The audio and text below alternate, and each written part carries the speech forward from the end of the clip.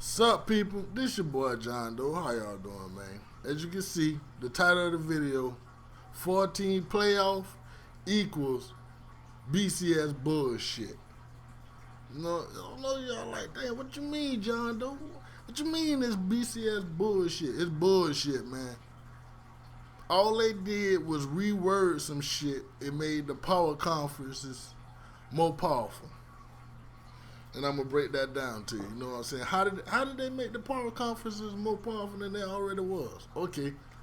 First, they changed the wording.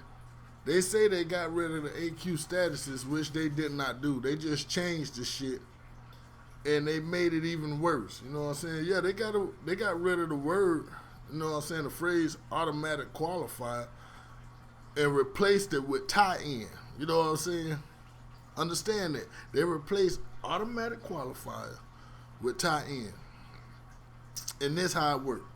See, before, in the old system, with automatic qualifiers, if a team was to go to a national championship, it'll open up an at-large spot for, you know what I'm saying, a team that was outside looking in, you know what I'm saying, like a boys or a TCU or any other good team, you know what I'm saying, for any conference that had a good record, you know what I'm saying, can slide right on in there. But the way they got it set up now is they got tie-ins, and the way the tie-ins work, if a conference, see, they got like certain conferences to certain bowl games, and the bowl games got tie-ins. And even if somebody from that conference go to the playoffs, somebody who weaker in that conference will still go to that bowl game. So is nobody creeping up from, you know what I'm saying, like a Boise, we had the TCUs.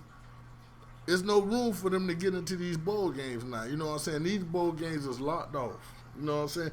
They've been wanting to do it with the Rose Bowl. Now the SEC and Big 12 got the Champions Bowl, and they just did it with the Orange Bowl. The Orange Bowl was the craziest one. Do y'all know, since the BCS started in 1999, the ACC has only won 2 BCS bowl games out of 13. They won 2 and 13. So out of 15 BCS bowls they went to, they only won 2. The Big East is 8 and 6. Way better percentage. You know what I'm saying? And can you imagine if, say, you know what I'm saying, Florida State go to a playoff, and then like their next best team in their conference is like what? 7 and 5, you know what I'm saying? And they end up going to the Orange Bowl. Can you imagine that? Because it can happen. You know what I'm saying? The ACC been horrible. They've been horrible for years. But they keep saying that this is a power conference. I'm trying to figure out where the power coming from. They keep on saying Clemson, but Clemson just got blew out last year by West Virginia, and they got spanked the year before by USF. You know what I'm saying? Miami, they got blew out the year before by Notre Dame in the bowl game, which in the same year, Florida State lost to USF.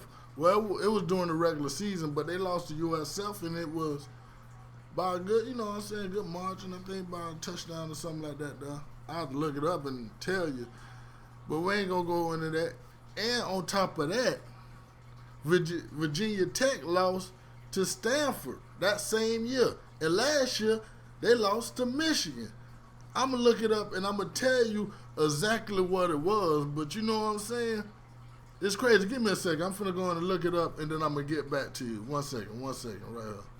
Hold on. Yep, I was right on the money.